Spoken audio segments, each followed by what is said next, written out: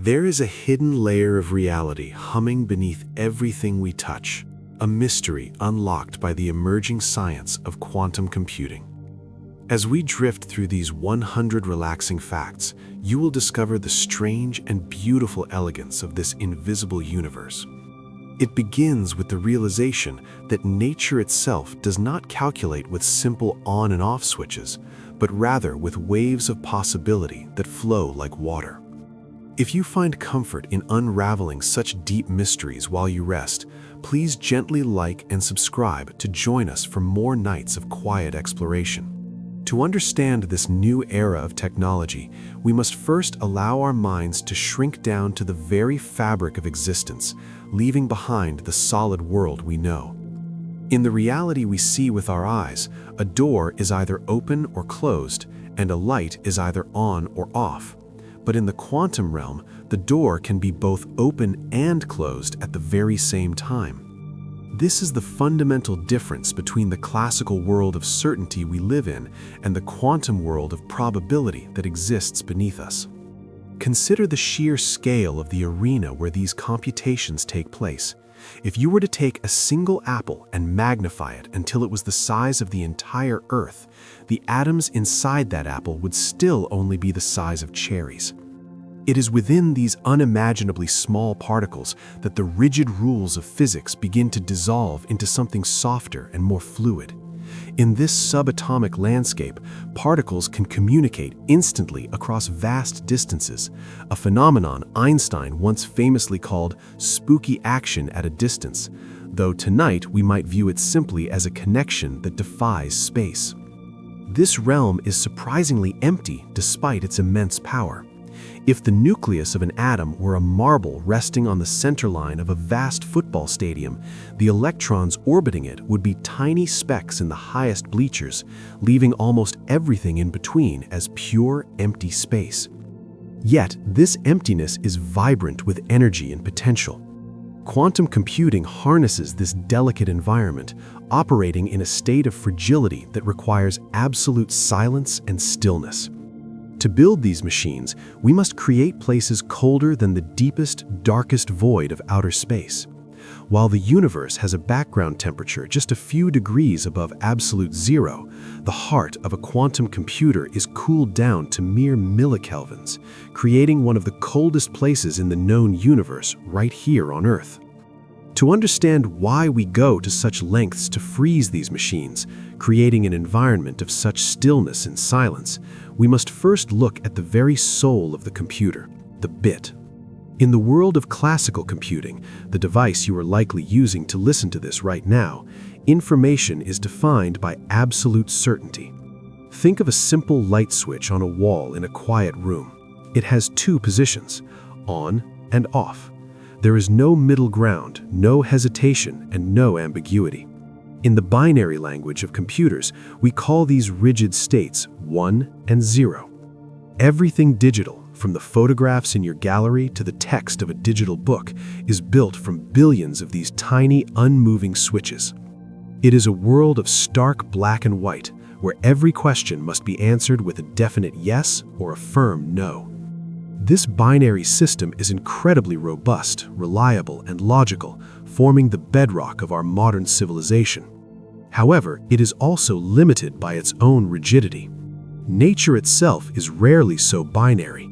The physical world is not made of simple switches. It is full of gradients, shadows, spectral colors, and subtle changes. To mimic this complexity and to solve problems that mimic the intricacies of nature, we need something far more elegant than a switch. We need the qubit. The qubit, or quantum bit, is the fundamental hero of our story. Unlike its classical ancestor, the qubit refuses to be locked into a single decision. If the classical bit is a coin resting flat on a table showing either heads or tails, the qubit is that same coin spinning upright. While it spins, it's a blur of both heads and tails simultaneously, holding the potential of both outcomes until the very moment it stops. To truly visualize this without getting lost in mathematics, imagine a perfect sphere, like a globe representing the Earth. In this visualization, which physicists call the block sphere, the North Pole represents the state of 0, and the South Pole represents the state of 1. A classical bit acts like a weary traveler who can only live at the very top or the very bottom of the world. It is stuck at the poles. But a qubit is a true explorer. It can exist anywhere on the surface of that vast globe. It might be near the equator, drifting through the tropics, or hovering just shy of the Arctic Circle. It possesses a direction, a vector that can point to any location on that vast globe. This ability to exist in a state of superposition, being a mixture of 0 and 1 at the same time, means a qubit holds exponentially more information than a simple bit. It is not limited to a single point. It occupies a space of infinite possibility. It is the difference between playing a single note on a piano and hearing the complex, sweeping resonance of a full chord. The beauty of the qubit lies in this fluidity. It allows quantum computers to process information in a way that feels less like mechanical calculation and more like a natural, flowing current.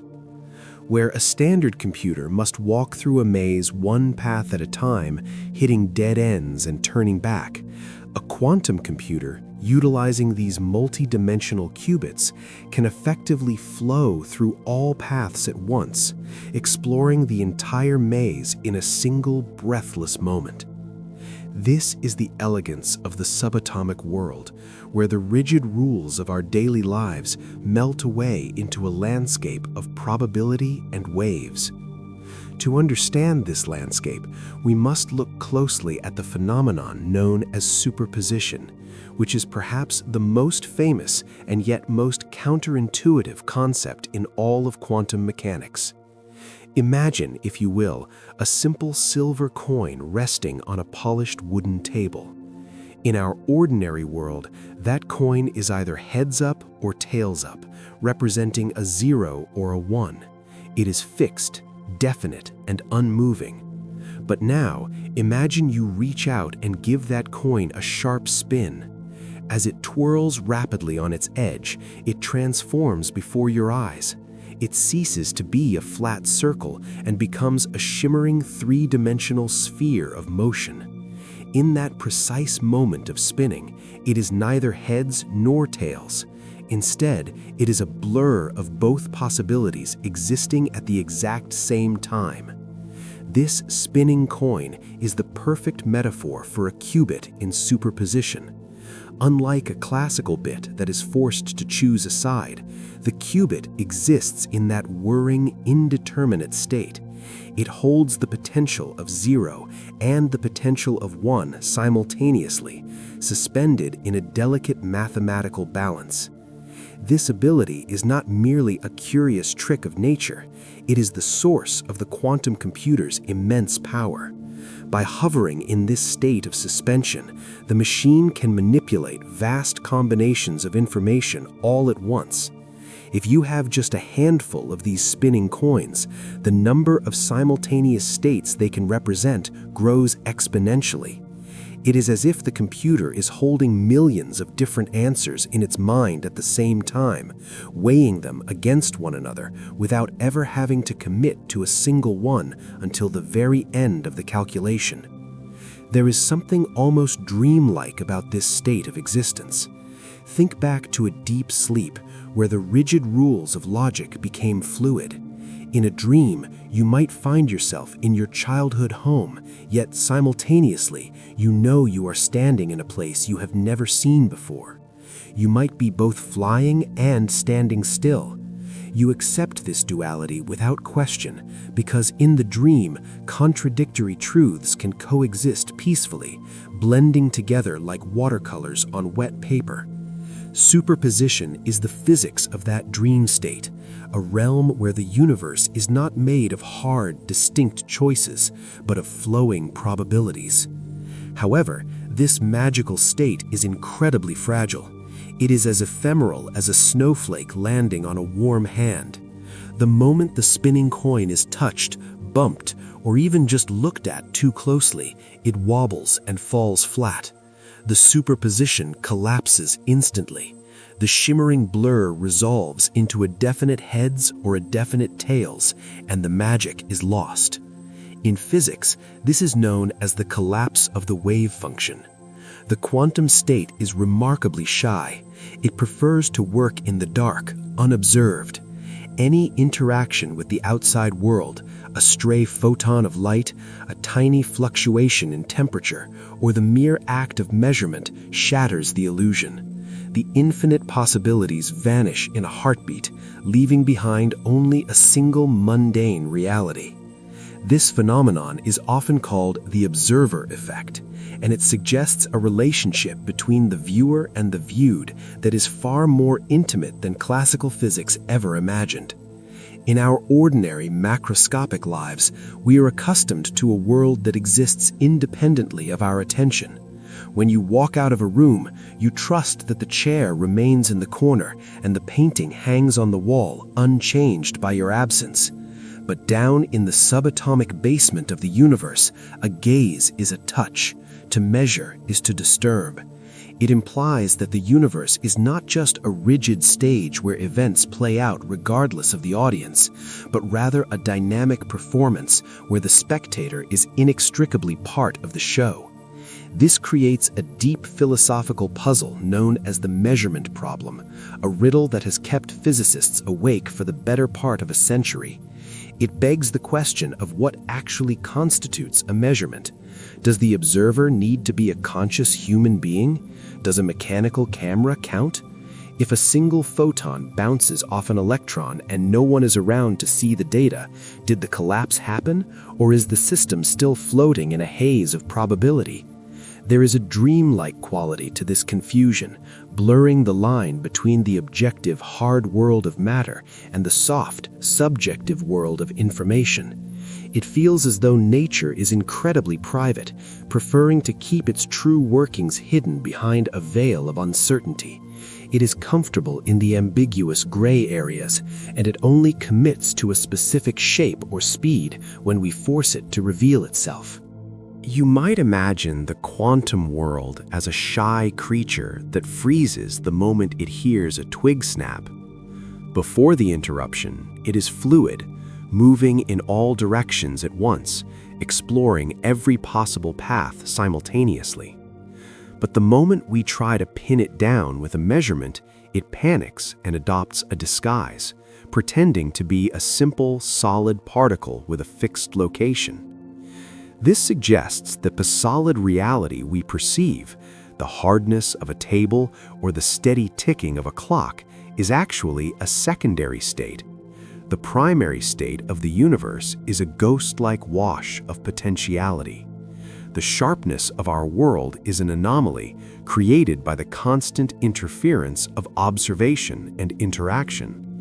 It is unsettling to think that the act of asking a question changes the answer, yet this is the fundamental rule of the quantum realm.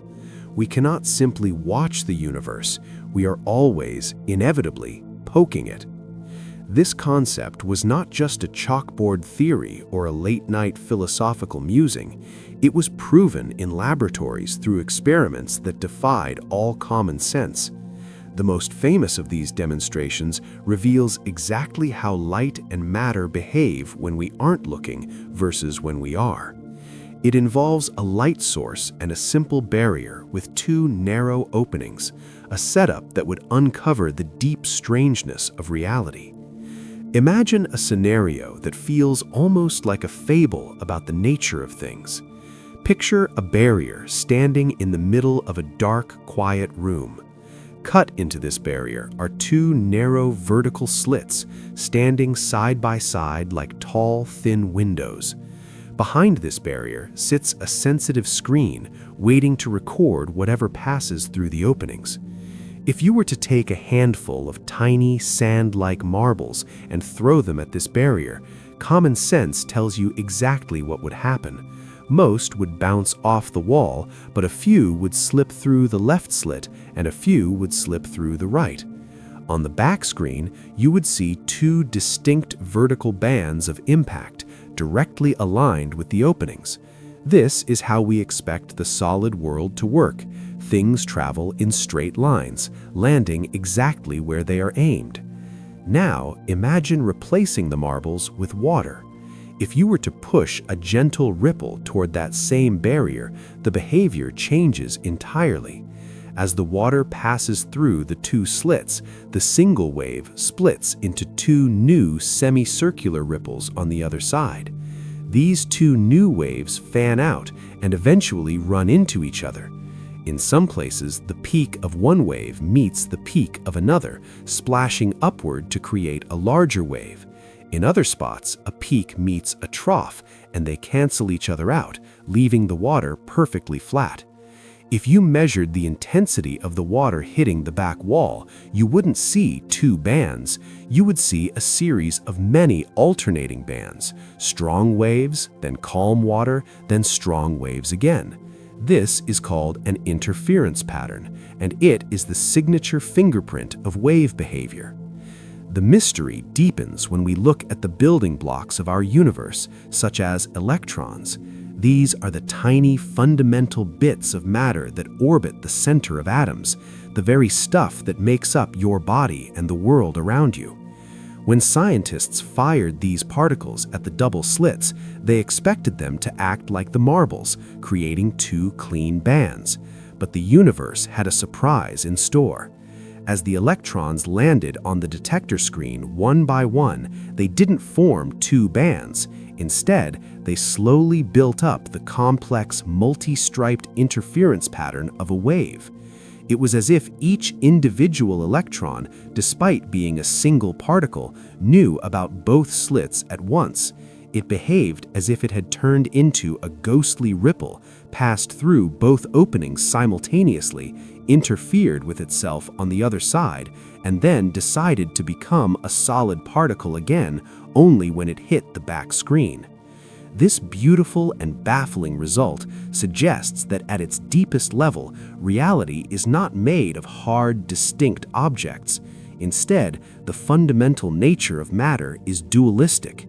Light and matter exist as shimmering fields of possibility, behaving like ripples on a pond until the moment they interact with the world. It means that the solidity we feel in the objects around us is, in a very real sense, a persistent and convincing illusion created by the dancing energy of the quantum world. This specific dance of energy was formally described by a young German physicist named Werner Heisenberg in the late 1920s. He introduced an idea that seemed to pull the rug from under the very concept of a predictable reality, a concept known as the uncertainty principle. Before this moment, science assumed that if we just had precise enough tools, we could measure everything about the world with absolute accuracy. We believed that if we looked closely enough, the universe would eventually focus into a sharp, crisp picture. Heisenberg discovered that the quantum world refuses to be captured so easily. He realized that there is a fundamental limit to the precision with which certain pairs of physical properties, such as position and momentum, can be known. Imagine trying to observe a single subatomic particle. If you focus all your attention on figuring out exactly where it is, pinpointing its precise location in space, nature demands a non-negotiable trade-off. The more precisely you know its position, the less precisely you can know its momentum, which is essentially its speed and direction. It is like a cosmic seesaw. As one side becomes clear and defined, the other side inevitably becomes blurry and indistinct. This is not a failure of our technology or a limit of our measuring devices. It is not that our instruments are too clumsy or that our eyes are too weak. Rather, this uncertainty is a built-in feature of the cosmos. It implies that at the deepest level, nature is inherently fuzzy and resists being pinned down. If you were to somehow freeze a particle to know its location with 100% certainty, its velocity would instantly become infinite and unknowable, creating a vast smear of possibilities. It suggests that a particle simply does not possess a precise position and a precise speed at the same time.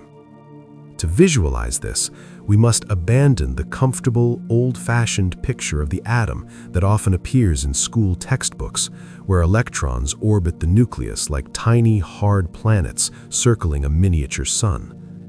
That solar system model, while easy to understand, is far too rigid for the reality of quantum mechanics. Instead, it is more accurate to imagine an electron as a cloud of mist or a gentle puff of fog surrounding the nucleus.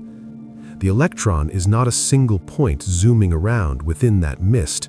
In a very real sense, it is the mist. It is spread out, existing everywhere in that cloud simultaneously.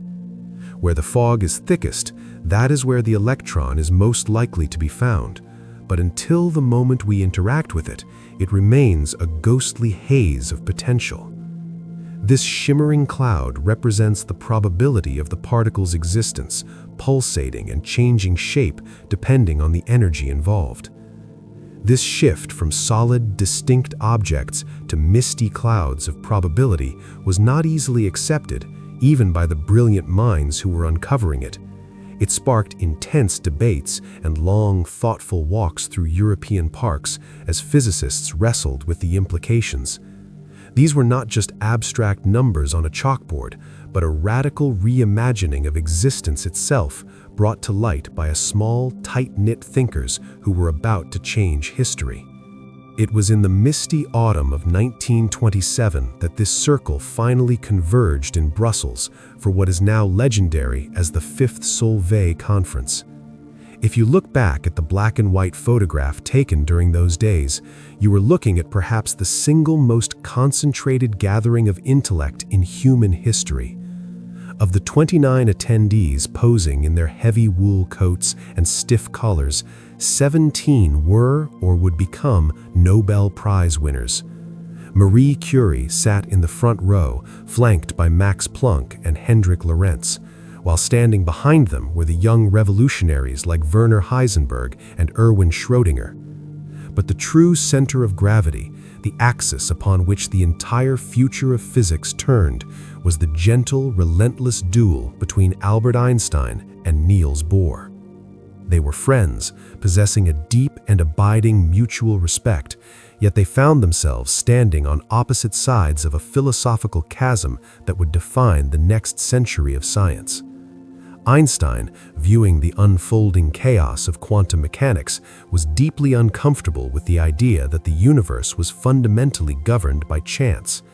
He held fast to the belief that reality existed independently of our observation, famously writing in a letter during this period that God does not play dice with the universe. To him, the moon was there whether he looked at it or not, and an electron should have a definite place and speed. But Bohr, the pragmatic and soft-spoken Dane, argued that on the subatomic scale, we cannot speak of a definitive reality until a measurement is actually made. Their debates did not take place in angry shouting matches, but in quiet, intense conversations that spilled out of the conference rooms and into the Art Deco dining hall of the Hotel Metropole. The story goes that every morning at breakfast, Einstein would present a new, ingenious thought experiment, a puzzle designed to prove that quantum theory was inconsistent or incomplete. He would carefully construct complex imaginary scenarios involving clocks, shutters, and beams of light, trying to corner Bohr into an admission of defeat. Throughout the day, the two men, often accompanied by Paul Ehrenfest trying to mediate, would walk the cobblestone streets and parks of Brussels, smoke drifting from their pipes as they dissected the problem step by step. By dinner time, Bohr would usually have arrived at a solution, unraveling Einstein's paradox and proving that the uncertainty of quantum mechanics held firm. It is fascinating to realize that in trying to disprove the strange behaviors of the quantum world, Einstein actually helped to clarify them for future generations. He coined phrases like spooky action at a distance to mock the idea of entanglement, where two particles affect each other instantly across vast spaces. Yet, in a twist of historical irony, it was this very resistance that sharpened our understanding of the phenomenon. The spooky action he doubted is now the foundational resource of quantum communication. Those long walks in Brussels laid the groundwork for the technology we are building today. They were not merely arguing about philosophy. They were unknowingly drafting the blueprints for a machine that would not be built for another 100 years, turning the very weirdness Einstein rejected into the logic of the future.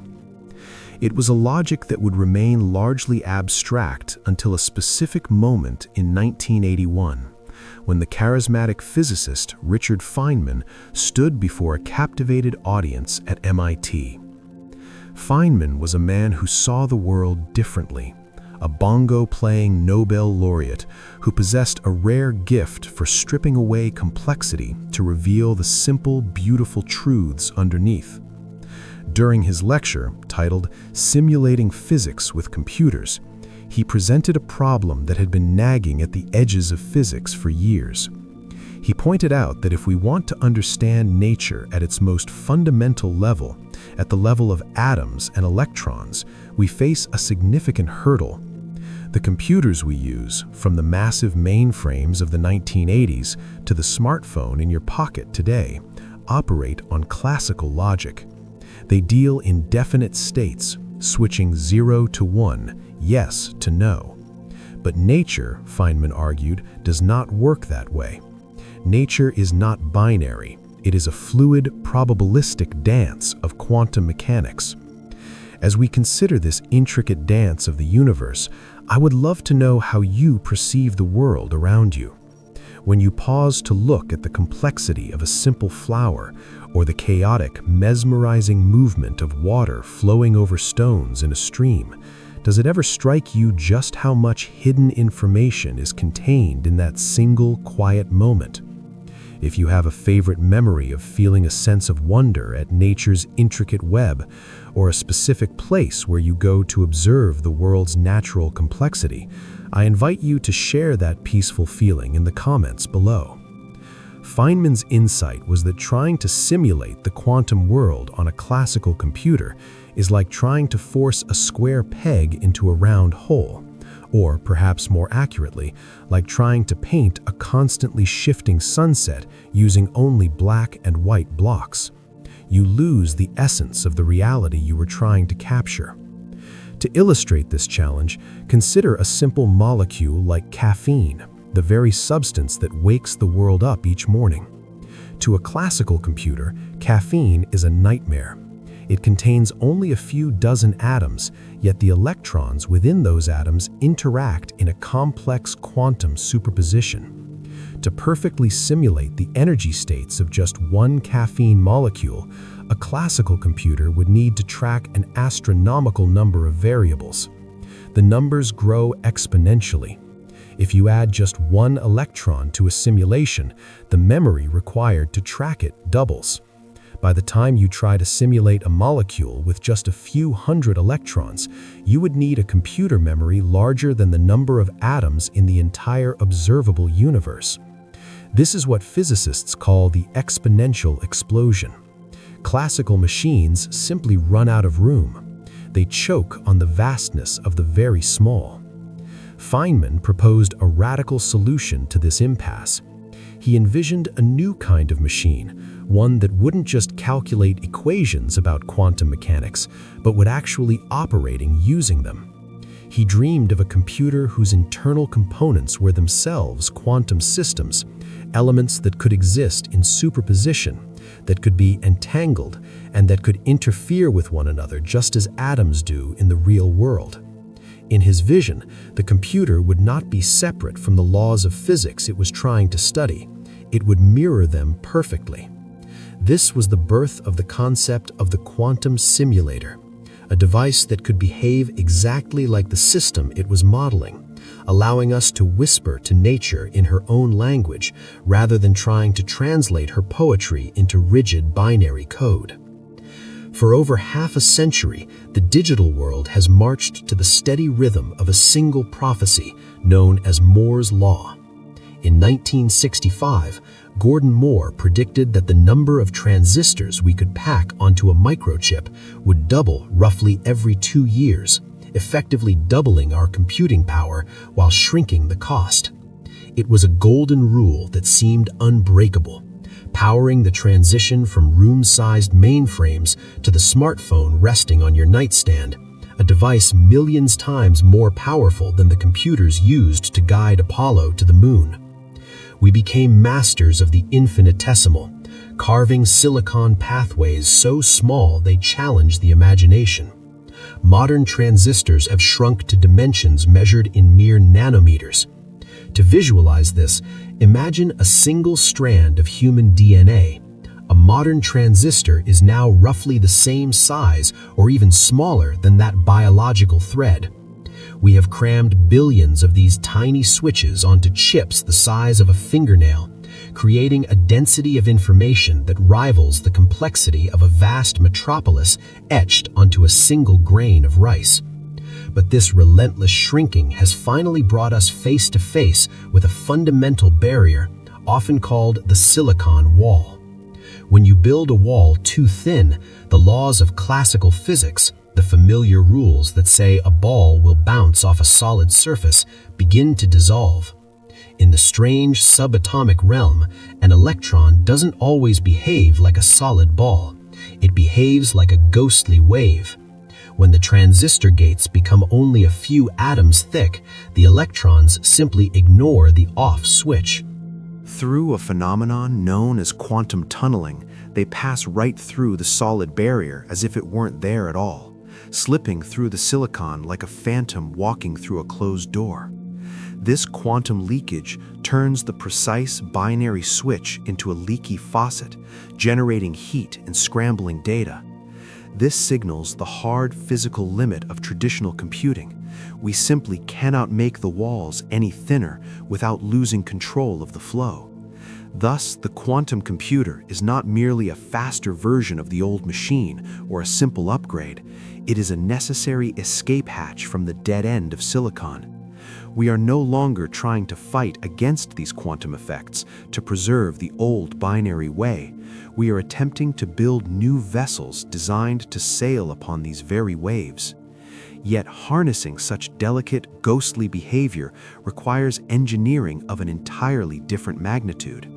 To witness the physical form of a quantum computer is to step away from the familiar logic of silicon wafers and plastic cooling fans and into a realm that feels more like an artistic masterpiece than a calculating machine. When the protective outer cylinder, usually a stark white canister, is removed for maintenance, what hangs suspended from the ceiling is a breathtaking structure of gleaming gold and spiraling copper, widely known in the industry as the chandelier. This resemblance is uncanny, appearing like a complex, inverted wedding cake or a steampunk artifact specifically curated for a Victorian mansion. Yet every curve and plate serves a critical function in the war against heat. The gold you see is not for vanity. The copper plates are thickly coated in high-purity gold to maximize thermal conductivity and prevent even the slightest oxidation, creating a path of least resistance for the most difficult task in physics, creating absolute stillness. This intricate golden skeleton is, in fact, a dilution refrigerator, a marvel of cryogenic engineering designed to do one thing: lower the temperature in stages, layer by layer, as you travel down the chandelier. The structure is a physical map of temperature gradients. At the top, where the wires enter from our chaotic, warm world, the temperature is cryogenic but manageable, chilled by liquid helium to around 4 Kelvin, which is roughly minus 269 degrees Celsius. But as the structure descends, the environment becomes increasingly alien. Through a complex interplay of helium-3 and helium-4 isotopes circulating through the veins of the machine, a rare and expensive mixture that exploits the quantum properties of fluids, the heat is relentlessly pumped away, creating a cascade of cold that defies natural explanation. By the time you reach the lowest plate, the mixing chamber, the temperature drops to roughly 10 to 15 millikelvin. To put that number into perspective, consider the deepest, darkest voids of outer space. Even in the empty stretches between galaxies, the universe still hums with the faint residual heat of the Big Bang, keeping the cosmic background temperature at roughly 2.7 Kelvin. The interior of this golden chandelier is significantly colder than the vacuum of space itself. In fact, when a quantum computer is running, the very bottom of that gold assembly is one of the coldest places in the entire known universe, a pocket of extreme isolation created by human hands to coax quantum mechanics into play. Nestled at the very bottom of this freezing apparatus, often shielded inside a final protective canister, sits the processor itself, the actual quantum chip. It is surprisingly small, often no larger than a standard computer chip, yet it requires this massive golden infrastructure just to exist. The chip is connected to the outside world by delicate, superconducting coaxial cables that snake their way up the chandelier like silver vines. These cables are engineering miracles in their own right, designed to carry microwave signals down to the qubits to control them, while simultaneously blocking heat from traveling down the wire. It is a paradox of connectivity. We must talk to the qubits to use them, yet we must touch them as little as possible to keep them cold. The isolation required goes beyond just temperature, creating an atmosphere of reverence around the machine. This golden vessel is also a fortress against noise. The chandelier is wrapped in shields of special mu metal and superconductors to block out Earth's magnetic field, stray radio waves, and even the subtle electromagnetic hum of mobile phones or Wi-Fi signals from outside the room. Inside this chamber, it is dark, magnetically silent, and freezing cold, a sanctuary of pure vacuum where the fragile quantum states can dance without being jostled by the chaotic energy of the macroscopic world.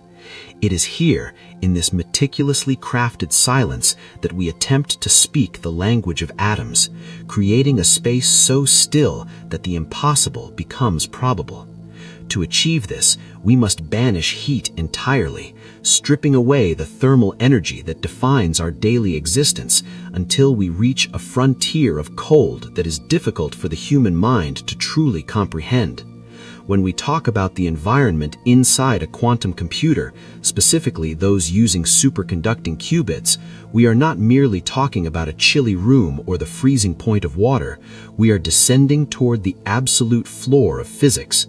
This is a temperature regime known as millikelvins, just a fraction of a degree above absolute zero. To put this into perspective, consider the deepest, darkest voids of outer space.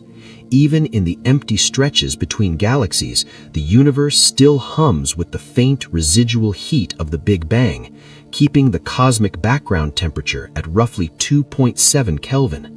The interior of this golden chandelier is significantly colder than the vacuum of space itself.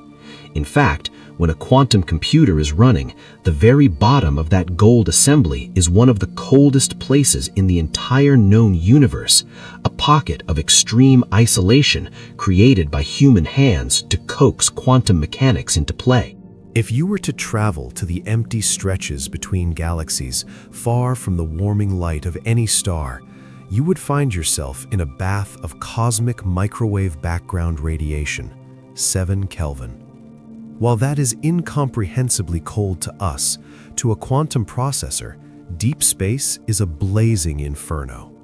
The interior of a modern dilution refrigerator, the beautiful gold-plated machine that houses the quantum chip, sits at around 10 to 15 millikelvins. This means that inside these laboratories, humans have created a small pocket of space that is more than 100 times colder than the empty universe itself. It is, quite literally, the coldest place we know of in existence. There is a profound reason for this extreme refrigeration.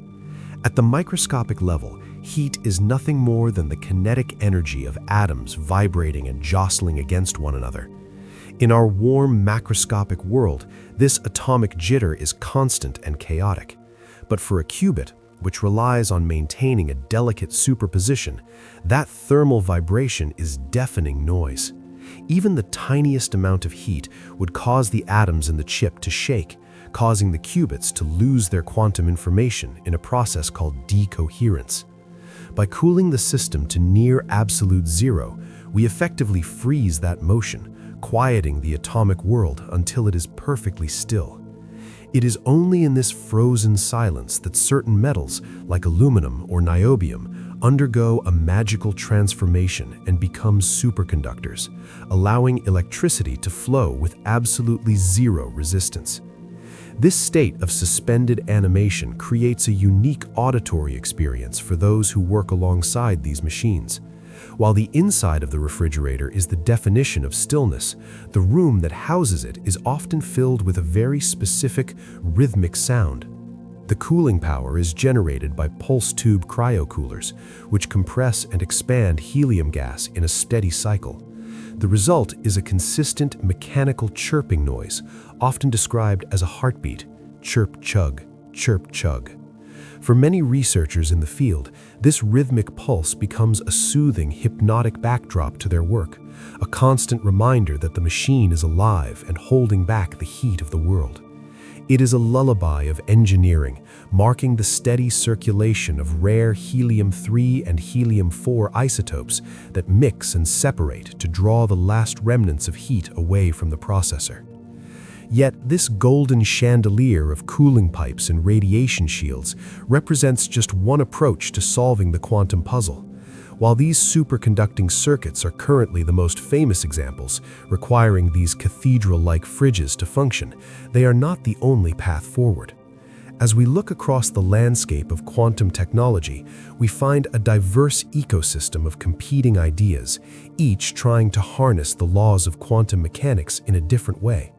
Some do not require this extreme, universe-defying cold at all, opting instead to trap individual atoms in electromagnetic fields or to use particles of light that can travel at room temperature.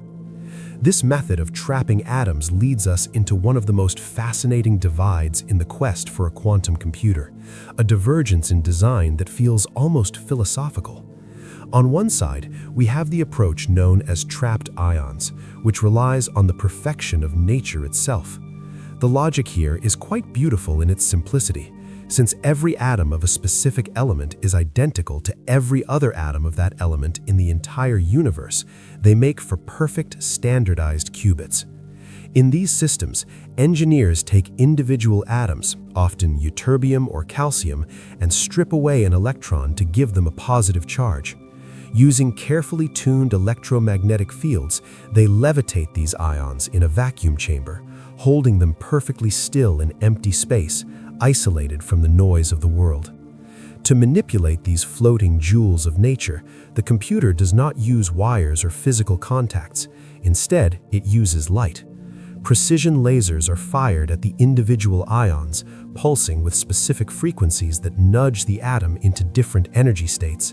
It is a process of incredible delicacy, like playing a melody on a floating instrument without ever touching the strings, using only beams of focused light to rewrite the information held within the atom's quantum spin. This approach, championed by companies like IonQ, offers a distinct advantage because the qubits remain stable for a relatively long time, suspended in their electromagnetic cradles. Yet there is an entirely different school of thought that dominates much of the headlines, favored by technology giants like Google and IBM. This is the realm of superconducting qubits. Rather than isolating a single atom provided by nature, these engineers build their own artificial atoms out of electrical circuits. These processors look more familiar to the human eye, resembling the silicon chips inside our phones or laptops, but they function according to a completely different set of rules. Constructed from superconducting metals like aluminum or niobium, these circuits are designed to allow electricity to flow with absolutely zero resistance. When cooled to those temperatures near absolute zero, the electrical current in these loops does not dissipate. It flows endlessly, without friction, creating a macroscopic quantum state that can be controlled. By introducing a tiny non-superconducting gap known as a Josephson junction, the continuous flow is interrupted just enough to create discrete energy levels, effectively mimicking the behavior of an atom, but on a scale that can be printed onto a circuit board. This allows for faster operations, as manipulating a circuit is generally quicker than manipulating a trapped ion with lasers, though the signals disappear much faster, requiring error correction protocols that are incredibly complex. It is a wondrous realization that we are attempting to harness the deepest laws of physics through such vastly different means. Whether we are suspending nature's perfect atoms in a beam of light, or sculpting artificial quantum states on a freezing cold wafer of metal, the goal remains the same: to create a vessel calm enough and pure enough to hold the fragile probabilistic thoughts of a quantum mind. But there is another path, one that shuns the deep freeze and looks instead to the very fastest thing in the universe. We leave the realm of trapped ions and frozen matter to enter the realm of pure racing energy.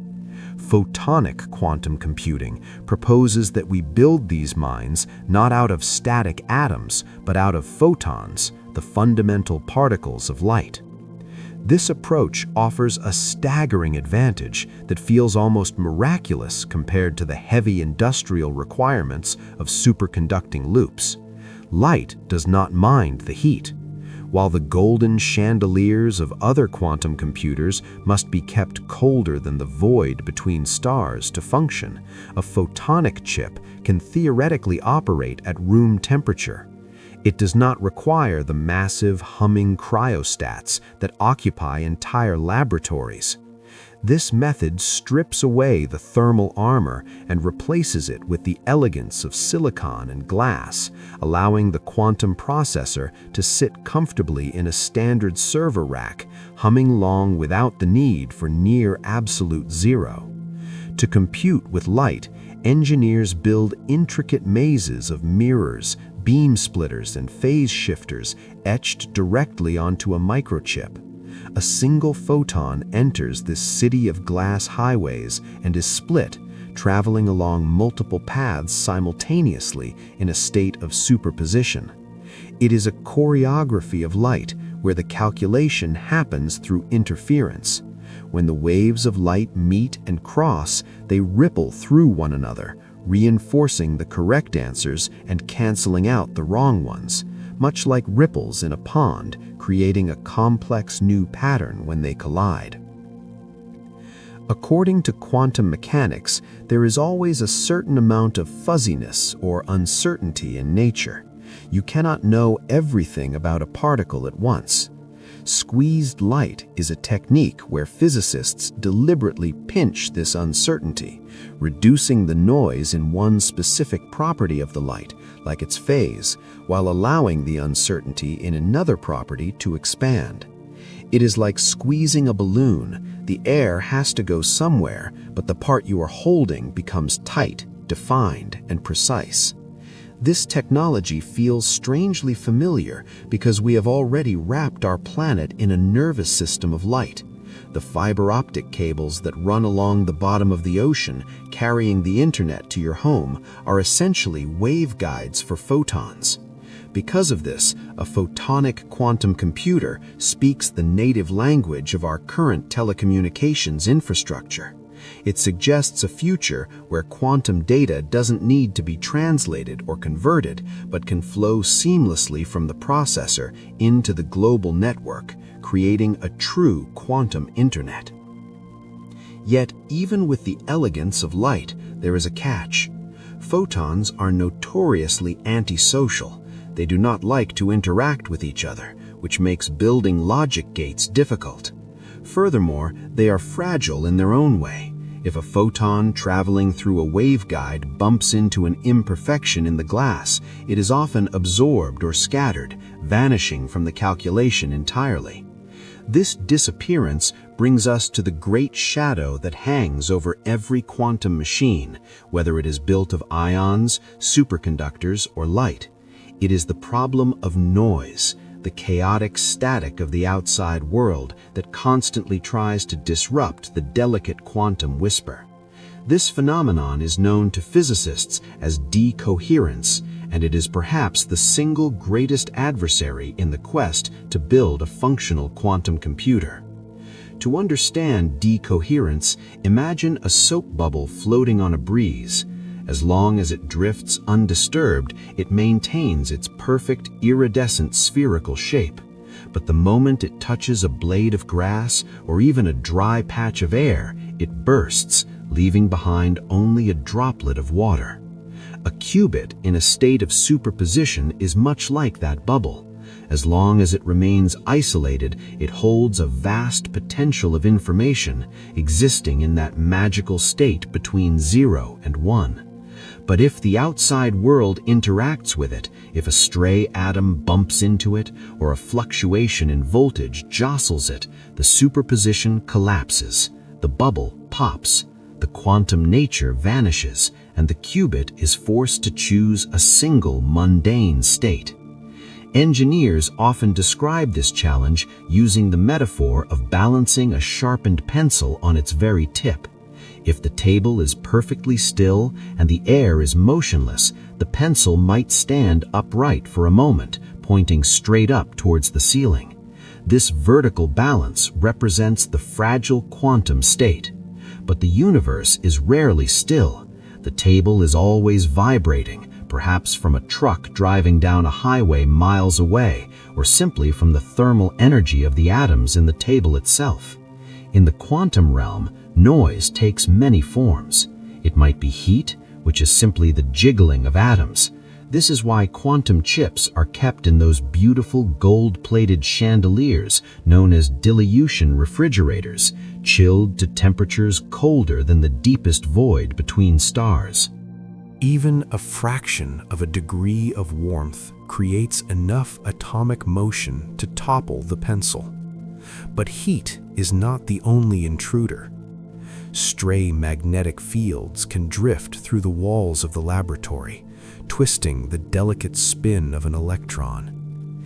Even cosmic rays, high-energy particles born from exploding stars billions of light years away, can rain down through the roof of the research facility, pierce the shielding of the computer, and strike a single qubit, ruining the calculation instantly. It is a humbling thought that a machine designed to model the complexity of the universe can be undone by the ghost of a dying star. This is simply the duration the computer can think before the noise becomes too loud and the quantum state falls apart.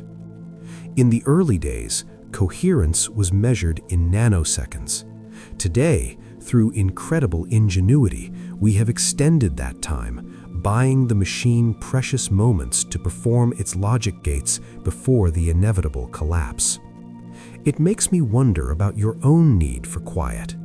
When you are trying to focus deeply or drift off to sleep, do you prefer absolute silence, or do you find comfort in the gentle background noise of rain or a fan?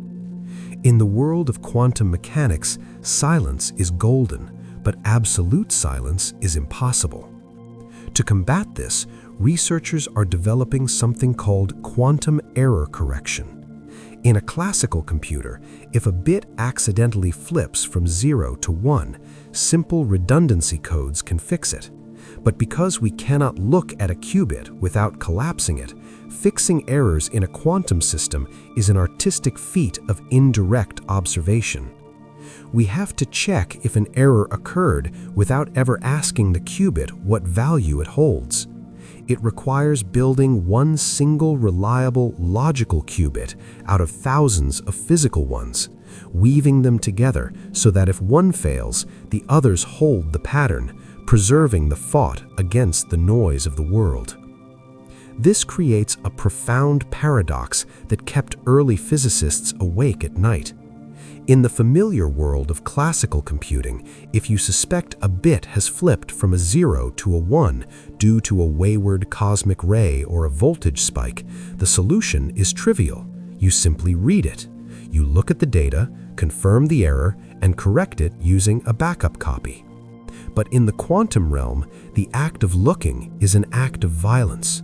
To To measure a qubit is to force it to choose a single state, instantly collapsing the delicate superposition that gives the computer its immense power.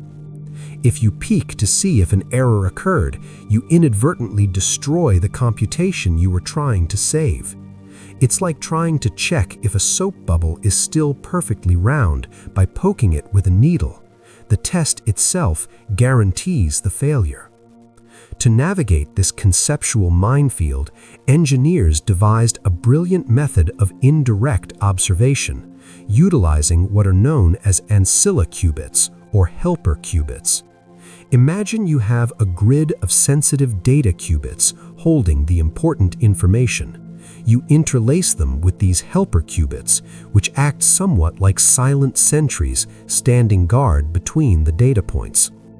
The control system never measures the data qubits directly. Instead, it performs a gentle operation that entangles the helper with its neighbors. The helper then reports back a specific piece of information known to physicists as a syndrome. This syndrome tells the computer not what value the data holds, but rather the parity, the relationship between the qubits. It reveals if they have changed relative to one another. It is akin to knowing that two people in a dark room have switched seats without ever turning on the lights to see who they represent. You can swap them back based on the detected movement alone, leaving their identities perfectly secret and their quantum states uncollapsed. This process of constant indirect monitoring is essentially a way of pumping entropy out of the system as fast as it leaks in from the environment. The sheer scale of this architectural requirement is staggering. Because individual quantum states are so naturally prone to slipping out of alignment, we cannot simply rely on building a better atom. We must build a fortress around it. Current theoretical estimates suggest that to create just one single fault-tolerant logical qubit, a unit that can run a calculation indefinitely without failing, we might need anywhere from 1,000 to 10,000 physical qubits working in unison. This is often visualized as a surface code, a vast checkerboard lattice where data qubits sit on the intersections and measurement qubits sit in the squares, constantly stabilizing the grid in a rhythmic cycle. This necessity transforms the quantum computer from a collection of static chips into a living, breathing fabric of information. It's no longer just hardware, it's a collaborative dance of atoms.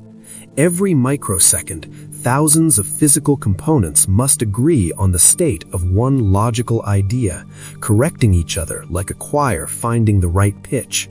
This massive redundancy is why quantum computers look like giant gold chandeliers, but currently boast only a modest number of usable logical bits. Most of the machine is there just to keep the silence necessary for the few working bits to think. Yet, despite the overwhelming difficulty, humanity has begun to turn the corner on this challenge. We have recently witnessed the first experimental demonstrations where adding more qubits actually suppressed errors rather than multiplying them, marking the crossing of a threshold that once seemed impossible. This threshold was arguably shattered in the autumn of 2019, when a team of researchers at Google announced they had achieved a milestone known as quantum supremacy. At the heart of this achievement was a processor named Sycamore, a chip containing 53 operational superconducting qubits. To understand the magnitude of this moment, we must look not just at the machine, but at the specific challenge it overcame. A challenge that was carefully designed to play to the unique strengths of quantum mechanics while exposing the limitations of classical logic. The task involved something called random circuit sampling, which essentially means asking the computer to produce a very specific, highly complex distribution of random numbers. To a human mind, or even to a standard laptop, checking these numbers seems like a meaningless exercise, yet the computational effort required to verify them is astronomical. When the Sycamore processor ran this experiment, It completed the task in approximately 200 seconds, just over 3 minutes of humming along in its cryostat. The researchers calculated that the world's most powerful classical supercomputer at the time, a behemoth called Summit, would have required 10,000 years to perform the exact same calculation. This staggering disparity, 3 minutes versus 10 millennia, was the first definitive proof that a quantum machine could outperform a classical one on a specific, well-defined task. The term quantum supremacy itself was coined by theoretical physicist John Preskill several years prior, and while it sounds somewhat aggressive, in the language of physics, it simply denotes the point where a quantum computer solves a problem that is practically impossible for a classical computer to solve in a reasonable time frame. It is the moment the baton is passed, where the simulation of the universe becomes the universe itself. However, the announcement was not without its friendly rivalries and scientific debates. IBM, the creators of the Summit supercomputer, argued that with better optimization, their classical machine could theoretically finish the task in 2.5 days rather than 10,000 years. Yet, even if we accept the conservative estimate of days versus minutes, the speed-up remains exponential, a glimpse into a new era of processing power. As we drift through these thoughts of rapid acceleration and future machines, I find myself wondering about your own relationship with technology at this hour.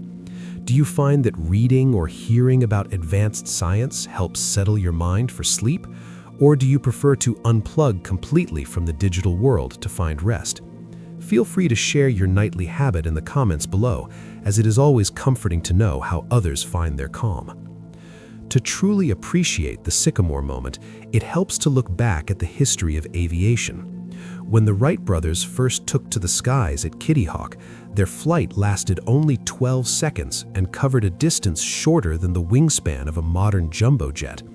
It did not carry cargo, it did not transport passengers, and it was not commercially useful in that instant, but it proved that heavier-than-air flight was possible. Google's experiment was the Kitty Hawk moment for quantum computing. Generating random numbers has little immediate utility for the average person, just as a 12-second hop across a sand dune didn't immediately change travel, but it proved the physics worked. It demonstrated that the vast, complex state space of 53 entangled qubits could be controlled well enough to compute something. The story did not end with Sycamore. Soon after, researchers at the University of Science and Technology of China unveiled a system named Zhuzhong. Unlike the superconducting loops used by Google, Zhuzhong used light, photons traveling through a complex maze of mirrors and beam splitters to perform a task known as Gaussian boson sampling. The claims here were even astronomical, suggesting a speed advantage that would take a classical supercomputer billions of years to match. These milestones confirmed that we have moved from the realm of pure theory into the era of engineering reality. We are now living in what scientists call the NISQ era, which stands for Noisy Intermediate Scale Quantum Technology. It is a time of imperfect, somewhat noisy, but incredibly promising machines that are just beginning to show us what lies beyond the horizon of classical binary logic. It was actually back in 1994, well before these noisy modern machines were built, that a mathematician named Peter Shor cast a long theoretical shadow over the future of digital security. He was working at Bell Labs, a place already deeply steeped in the history of information theory, when he formulated a specific set of instructions, an algorithm, that proved a sufficiently powerful quantum computer could solve a problem that was supposed to be impossible. To understand the sheer gravity of Shor's discovery, we have to look at the invisible locks that guard our modern world. Every time you send a credit card number across the internet, or sign into a bank account, or send a private email, you are relying on a system of encryption known as RSA. This system is built on a very simple mathematical truth involving prime numbers. It's incredibly easy to take two large prime numbers and multiply them together to get a massive result. A child could do it with a calculator in seconds. However, If you are given that massive result and asked to work backward to find the two original prime numbers that created it, the task becomes Herculean. It is a one-way street, mathematically speaking. You can think of it like mixing two colors of paint to create a third. Once mixed, it is effectively impossible to unmix them to see exactly which shades you started with. Classical computers, even the most powerful supercomputers running for the age of the universe, cannot factor these giant numbers quickly enough to break the code. They would have to try every possible combination, one by one, effectively blindly guessing in the dark for eternity. This assumption of difficulty is the bedrock of global digital trust. But Peter Shor found a way to turn the lights on. He realized that a quantum computer wouldn't have to blindly guess. Instead, his algorithm transforms the problem of factoring numbers into a problem of finding a frequency, or a period. Imagine you are trying to find the repetition in a complex rhythmic sound wave. A classical computer has to trace the wave point by point, tedious and slow, to see where it repeats. A quantum computer, however, can utilize the properties of superposition to sample the entire wave at once. It uses the phenomenon of quantum interference to cancel out the wrong answers, the noise, and amplify the correct answer, the signal. It is less like picking a lock with a tension wrench and more like vibrating the lock at a specific resonance until it simply falls open of its own accord. This mathematical shortcut meant that the billions of years required by a classical computer to break encryption could be reduced to hours or even minutes by a quantum one. This realization sent a quiet tremor through the world of cryptography, creating a concept known as harvest now, decrypt later, where some worried that data could be stored today to be unlocked by the machines of tomorrow. However, there is no need to worry about your digital safety just yet, for the story does not end with a broken lock. The cryptographic community has been quietly preparing for this future for years. This preparation is called post-quantum cryptography. Just as quantum computing evolves, so too does the armor we use to protect our information. Mathematicians are already designing new types of digital locks based on different kinds of math, often involving complex geometric structures called lattices that are just as confusing to a quantum computer as they are to a classical one. It is a comforting reminder that technology is a never-ending dance of keeping secrets, where the development of a master key inevitably leads to the invention of a better lock, ensuring that the sanctity of our private world remains preserved even as we step into this new quantum age. While factoring large numbers captures the headlines because of its dramatic impact on digital security, there is another, perhaps more universal puzzle that quantum mechanics solves with quiet elegance. It is the fundamental problem of the search. In 1996, a computer scientist named Love Grover figured out how to effectively find a needle in a digital haystack without having to touch every single piece of straw. To understand the beauty of this, imagine you are holding an old-fashioned telephone book, thick with thousands of thin, crinkly pages. If you know a friend's name, finding their number is relatively easy because the book is sorted alphabetically. But imagine the reverse scenario. Imagine you have a specific phone number written on a scrap of paper and you need to find the name that belongs to it. For a classical computer, this is known as an unstructured search. It's a tedious, brute force process. The computer must look at the first line, check if the numbers match, then move to the second, and so on. On average, it would have to read half the book, and in the worst-case scenario, it would have to read every single line only to find the match on the very last page. A quantum computer, however, approaches this drudgery with a kind of magical efficiency. Through the mechanics of Grover's algorithm, the machine places all possible entries into a state of superposition. It does not scan them one by one in a linear slog. Instead, it manipulates the probability amplitudes of the answers. You can visualize this process like a wave moving through the data. The algorithm systematically amplifies the probability of the correct answer, the right name, while destructively interfering with and canceling out the wrong ones.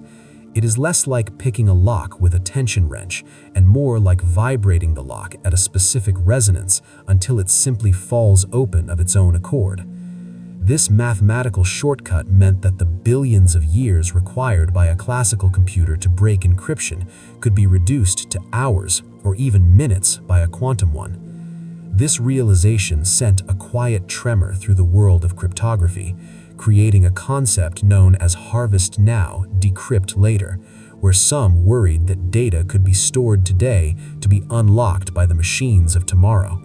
However, there is no need to worry about your digital safety just yet, for the story does not end with a broken lock. The cryptographic community has been quietly preparing for this future for years. This preparation is called post-quantum cryptography.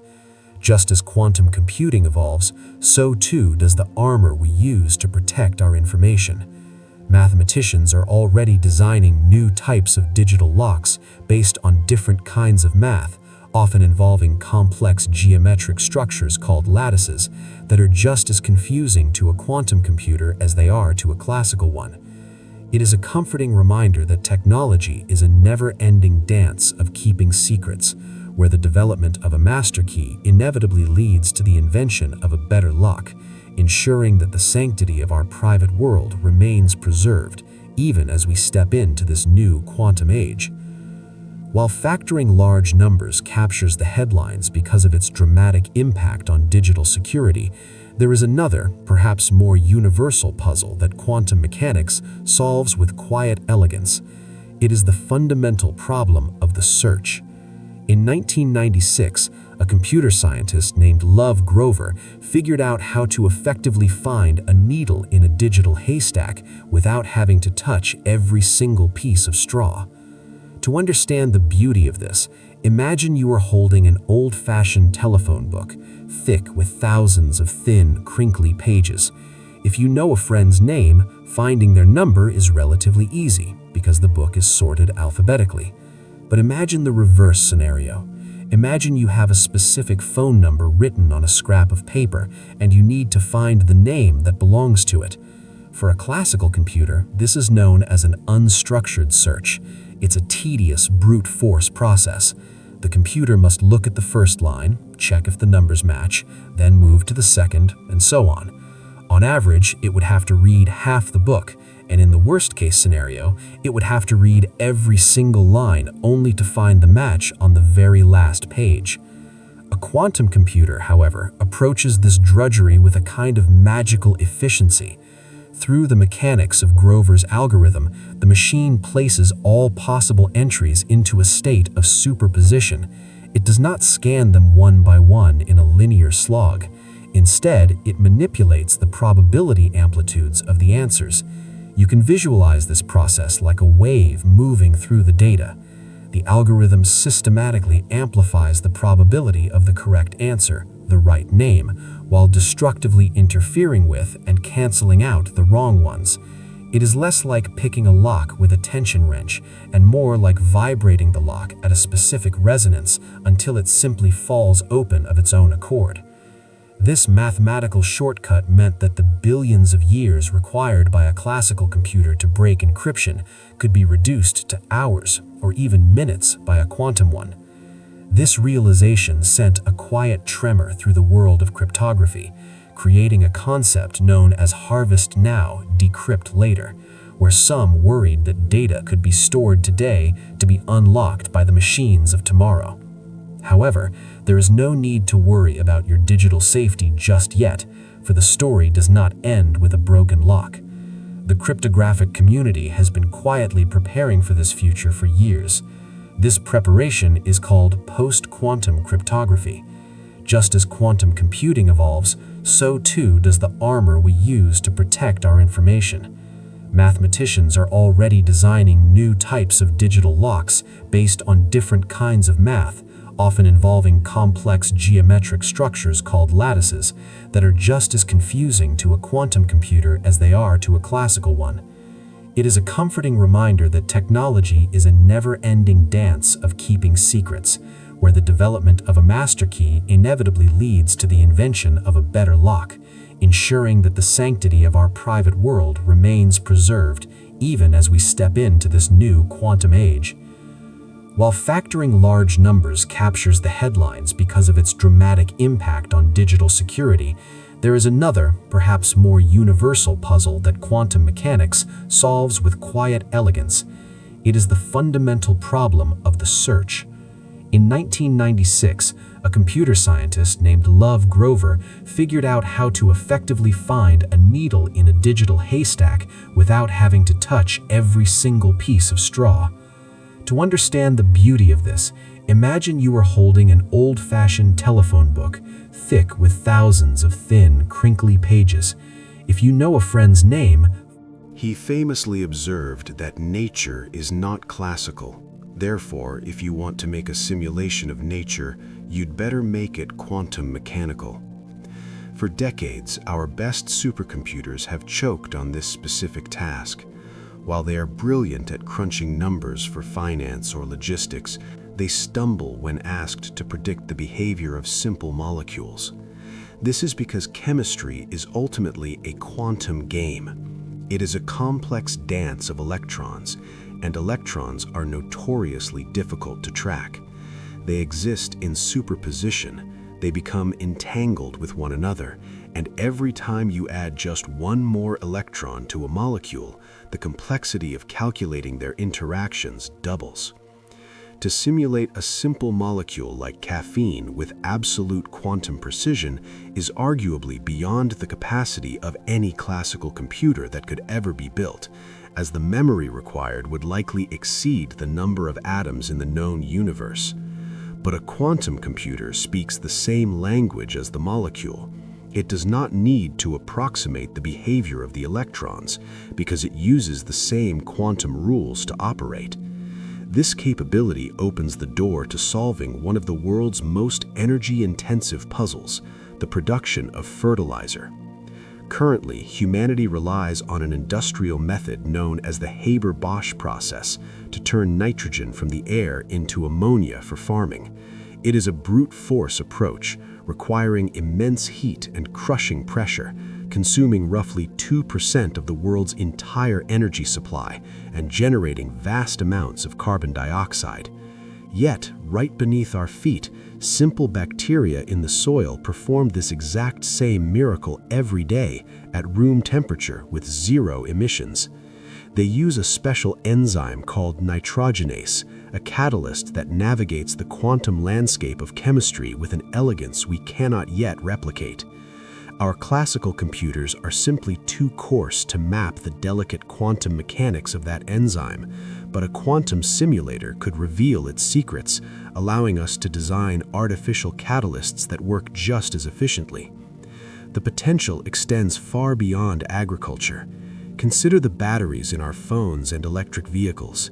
We are reaching the chemical limits of current lithium-ion technology, yet we know that better, denser, and safer battery chemistries are theoretically possible. Designing them today is a slow, expensive game of laboratory trial and error, mixing ingredients and hoping for a breakthrough. With quantum simulation, we could model the flow of ions through new materials inside the machine, testing millions of combinations to discover the perfect architecture for a next-generation battery before we ever mix a single chemical in the real world. The same logic applies to solar panels. We could engineer materials that absorb sunlight more efficiently, capturing photons that current technology lets slip away. This is the promise of simulating chemistry, a future where materials are not just found, but intentionally designed at the atomic level, tailoring the building blocks of our physical world to be cleaner, more efficient, and in harmony with the laws of nature. If we shift our focus from the rigid lattices of metals to the soft fluid complexity of the human body, the implications of quantum computing become even more intimate and profound. Biology, after all, is just chemistry writ large, and the machinery of life operates according to the same quantum rules that govern the rest of the universe. Nowhere is this more evident than in the study of proteins, the fundamental workers within our cells. You might imagine a protein as a long, chaotic ribbon of amino acids strung together like beads on a necklace. But in order to function, to become an enzyme that digests food, or an antibody that fights infection, or a hormone that regulates your mood, this ribbon must instantly collapse into a highly specific, intricate, three-dimensional shape. This process is called protein folding, and it represents one of the most complex mathematical challenges in history. For a classical computer, predicting exactly how a protein will fold is a nightmare of probability. The ribbon has so many possible ways to bend, twist, and tangle that if a supercomputer tried to check every possible configuration one by one, it would take longer than the current age of the universe to find the correct shape. Yet, your body does this instantly, millions of times a day, usually without error. Nature effectively solves a complex optimization problem every time a protein folds, naturally snapping into the shape that uses the least amount of energy. A quantum computer is uniquely suited to mimic this natural genius. By treating the folding process not as a series of sequential steps, but as a probability landscape, these machines could predict the final 3D structure of proteins that we have never been able to visualize before. This capability opens the door to a quiet revolution in medicine, specifically in how we discover new drugs. Currently, finding a new medicine is often a process of educated trial and error, involving years of testing thousands of molecules in wet labs to see which one might stick to a disease target. It is somewhat like trying to find a key for a specific lock by reaching into a bucket of random metal scraps and trying them one by one. With quantum simulation, scientists could design a drug molecule atom by atom, simulating exactly how it will rotate, vibrate, and bond with a virus or a cancer cell in a virtual environment. This transition marks a shift from in vitro experiments, meaning in glass or test tubes, to in silico experiments, performed entirely within the silicon of a computer chip. We could model the interaction between a potential medicine and a virus with such precision that we know if it will work before it is ever synthesized in the real world.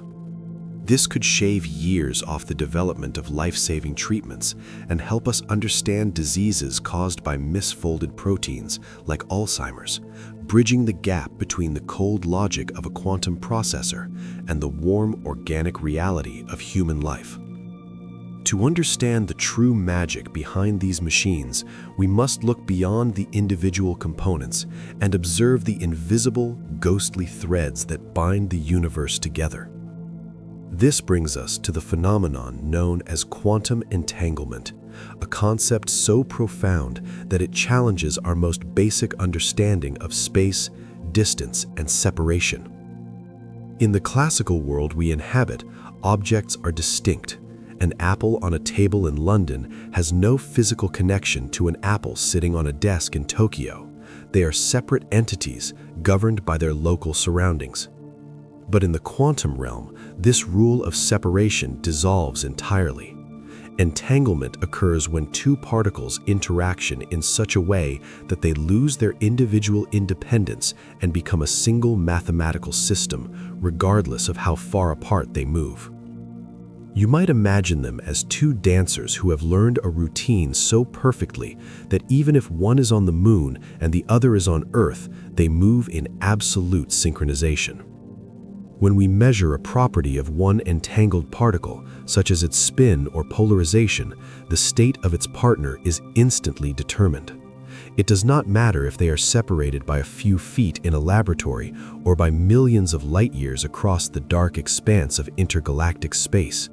The connection is immediate, defying the time it would take for a signal to travel between them. This instantaneous link caused one of the greatest minds in history a considerable amount of sleeplessness. To Einstein, who had established that nothing could travel faster than the speed of light, the idea that one particle could instantaneously affect another across the universe seemed to violate the fundamental laws of cosmic traffic. He spent years searching for hidden variables, secret instructions inside the particles that determined their state beforehand, like a script written before the play began. However, decades of experiments have proven that there is no script. The universe really is that interconnected, and the spooky action is a fundamental reality of nature. Rather than viewing this through complex equations, it is perhaps more soothing to view it through the lens of poetic connection. Imagine two twin hearts that have beaten in rhythm since the moment of their creation. Even if you were to take one heart to the edge of the observable universe, it remains intimately linked to the other. If one heart relaxes, the other knows instantly, not because a message was sent across the stars, but because they are part of the same whole. They are not two separate things sending signals, they are one reality stretched across space. In the context of quantum computing, this allows qubits to work together in a complex choreography where the state of the entire computer is greater than the sum of its parts. This profound connection opens the door to capabilities that sound like science fiction, specifically the concept of quantum teleportation. It is important to clarify that this does not mean beaming a human being from a starship to a planet's surface, but rather the teleportation of information. Because entangled particles share a state, scientists can transfer the delicate quantum information from one particle to a distant particle, effectively transporting the identity of the first to the second. The original state is destroyed in the process, and the distant particle assumes the exact characteristics of the original. It is the transfer of the particle's soul, or its fundamental information, across space without physically traversing the distance in between. This ability to move information instantly and securely is the bedrock of the future quantum internet, a network where data is not just sent, but seamlessly relocated. When we hear the word teleportation, our minds inevitably drift towards science fiction, conjuring images of shimmering lights and bodies dissolving in one location only to rematerialize intact on a distant planet. However, in the realm of quantum mechanics, the reality is arguably more fascinating than the fiction, though distinct in its nature. We are not transporting physical matter itself. No atoms are actually flying through the void between sender and receiver. Instead, we are engaging in the most precise transfer of identity imaginable. We are teleporting the state, the essential information that defines a particle, from one place to another. Think of it not as moving the physical object, but as moving the story of that object. If you were to teleport a photon, you are effectively extracting its quantum soul, its polarization, its spin, its very essence, and imprinting that exact profile onto a distant partner. But there is a profound catch, a fundamental rule of the universe that maintains the balance of reality. To complete the transfer, the original state must be destroyed. You cannot simply scan a particle and email the attachment while keeping the original file on your desktop. This brings us to one of the most ironclad laws in quantum physics, known as the no-cloning theorem.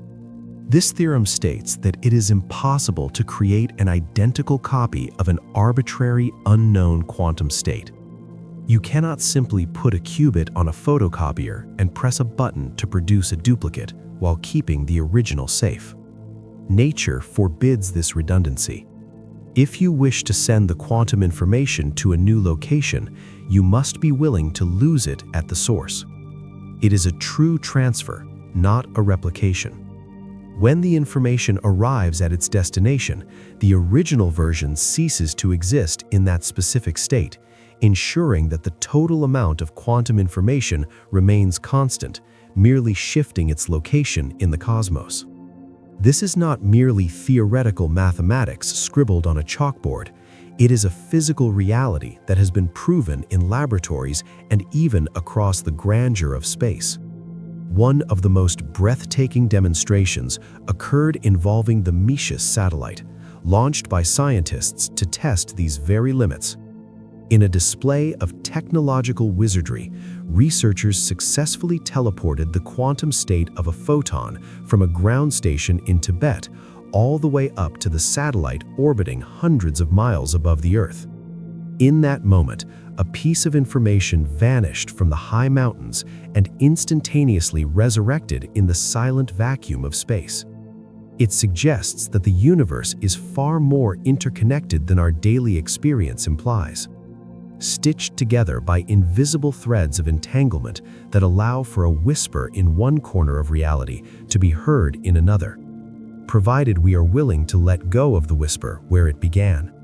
It transforms our understanding of distance, hinting that space is not an empty void that separates us, but a medium through which the fundamental truths of matter can be exchanged, rewriting the script of location itself.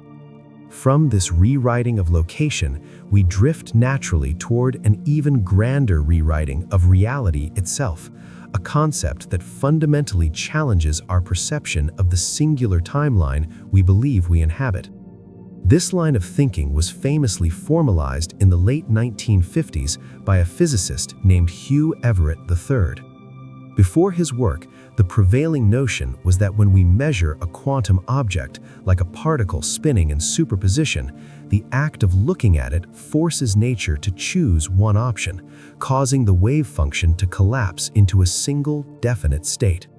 But Everett proposed something far more elegant and at the same time far more infinite. He suggested that the wave function never collapses at all.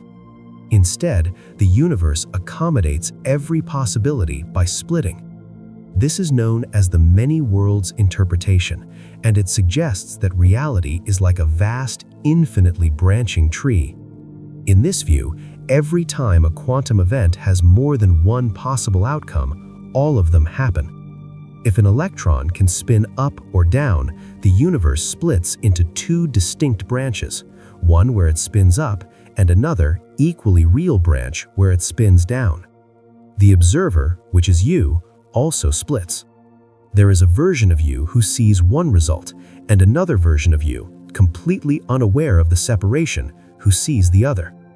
It implies that history is not a single line, but a dense, spreading canopy of events where everything that can happen does happen, just in parallel strands of reality that are forever separated from one another.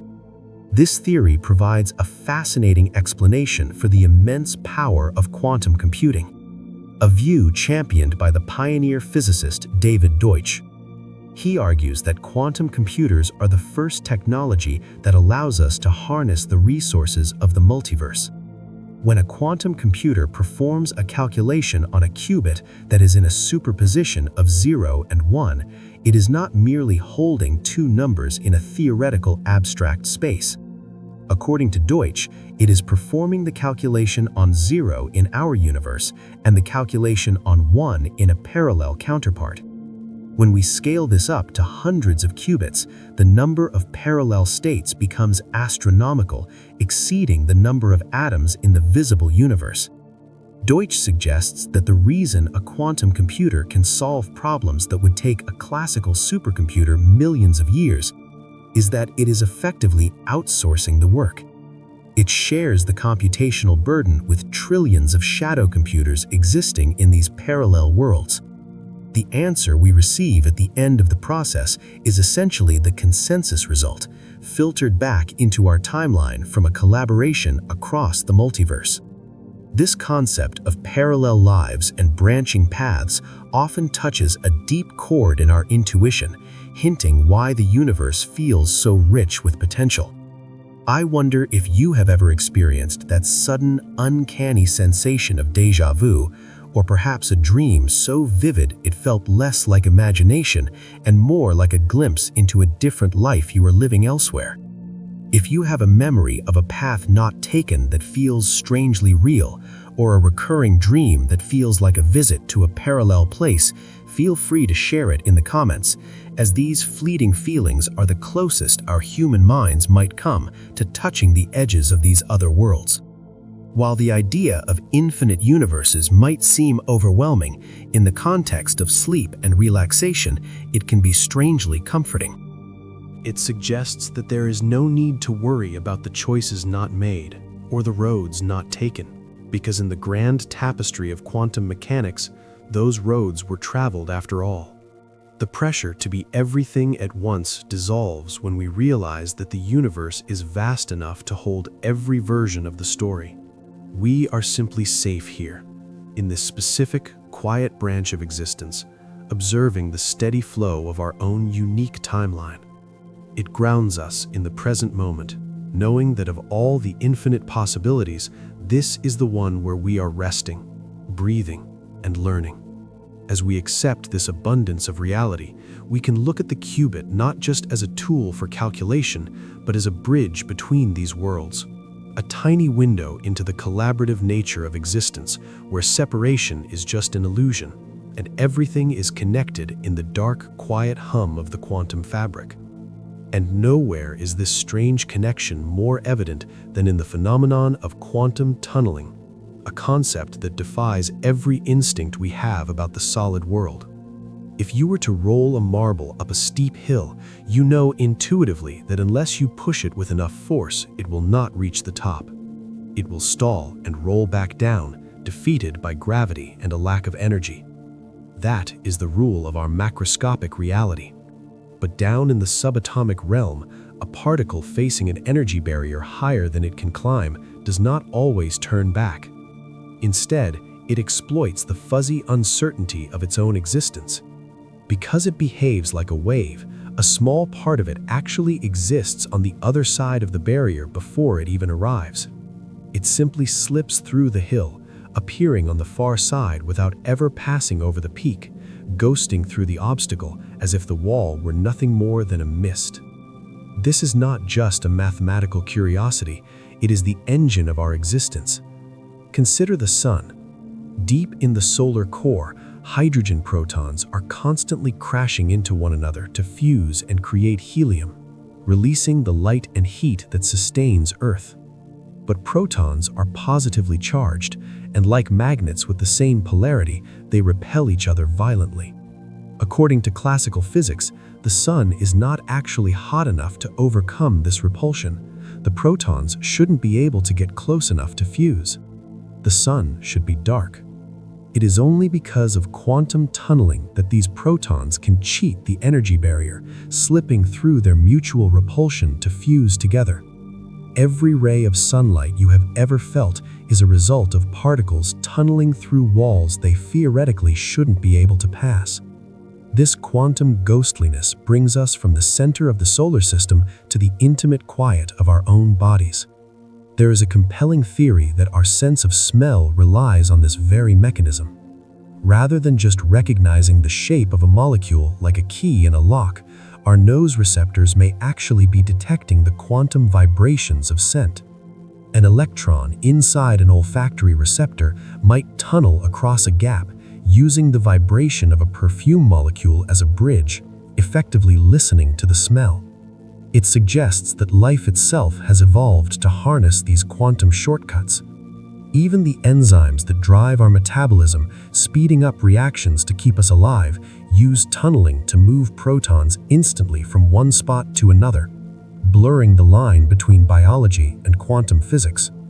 This blurring becomes even more profound when we look to the skies during migration season. Consider the European robin, a small, unassuming bird that navigates thousands of miles with pinpoint accuracy every single year. For decades, this ability was a biological mystery, but recent research suggests that these birds are effectively quantum computers. Inside the robin's eye, specifically within a protein called cryptochrome, a delicate quantum dance takes place. When a photon of blue light hits the retina, it knocks an electron loose, creating a pair of radicals, molecules with an odd number of electrons. These electrons, despite being separated within the protein, remain connected in a state of quantum entanglement. They vibrate in unison, a spooky connection that makes them incredibly sensitive to the angle of the Earth's weak magnetic field. This quantum reaction likely allows the bird to literally see the magnetic field lines as a visual overlay on the world, a shimmering heads-up display guiding it home through the dark. It implies that quantum mechanics isn't just a theoretical abstraction or a delicate lab experiment, but a rugged survival tool refined by evolution over millions of years. But this mastery of the subatomic realm is limited to the animal kingdom. It is the very foundation of how life on Earth captures energy. Every time you see a leaf turning toward the sun or notice the deep green of a forest canopy, you are witnessing a biological quantum machine in action. In the process of photosynthesis, plants must transfer the energy captured from sunlight to a reaction center where it can be stored as chemical fuel. If this process followed the rules of classical physics, the energy would bounce around randomly like a ball in a chaotic pinball machine, losing momentum and turning into waste heat before it ever reached its destination. However, plants operate with near-perfect efficiency, often exceeding 95%. They achieve this through quantum coherence. Instead of taking one single path, the energy exists in a state of superposition, effectively trying every possible path to the reaction center simultaneously. It flows like a liquid wave, instantly finding the most efficient route through the complex cellular machinery, ensuring that life receives the power it needs to grow. It is humbling to realize that the advanced quantum computing technologies we are struggling to build today, requiring near absolute zero temperatures and isolated vacuums to function, have effectively been running in warm, wet, and messy biological systems for billions of years. We often think of quantum computing as the pinnacle of human futurism, a cold and metallic leap forward. Yet the tall oak tree in the park and the birds nesting in its branches are evidence that this technology is ancient. Nature solved the problems of decoherence and noise long ago, using the inherent strangeness of the quantum world to spark the first breaths of life. So when we talk about qubits and superposition, we are not just discussing silicon chips and gold-plated wires. We are talking about the same fundamental language that allows a flower to bloom or a flock of birds to find their way after winter. The rigid line between the machine and the natural world begins to dissolve, revealing that we are not introducing quantum mechanics to the world. We are merely learning to speak the language that the universe has been whispering since the very beginning. As we master this subtle vocabulary, we begin to construct a new architecture for human connection, a concept known as the quantum internet. This is not merely a faster version of the web we navigate today, but a fundamentally different way of weaving the world together. While our current digital lives rely on pulses of electricity moving through copper or flashes of light traveling down glass fibers, the quantum internet is built upon the transmission of qubits and the phenomenon of entanglement.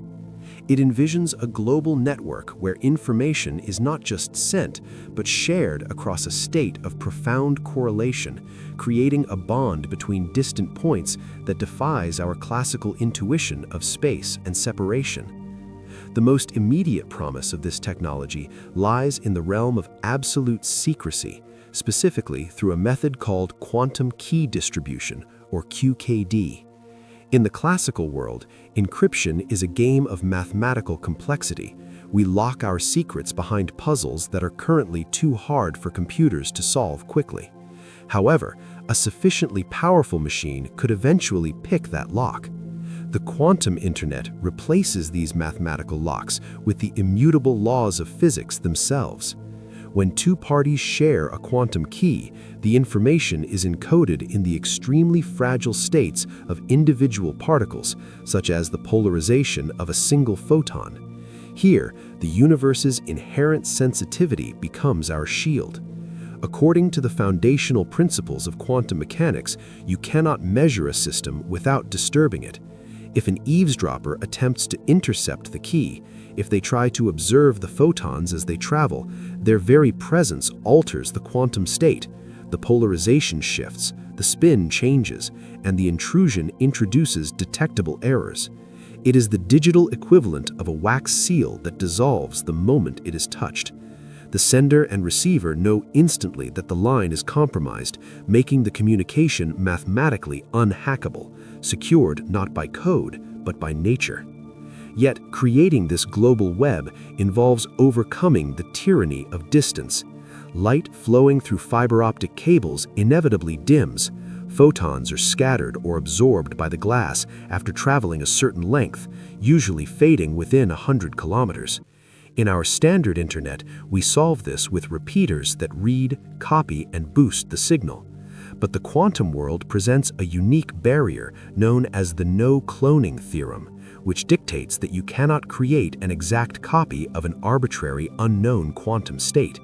You cannot simply amplify the signal because the act of copying would destroy the original information.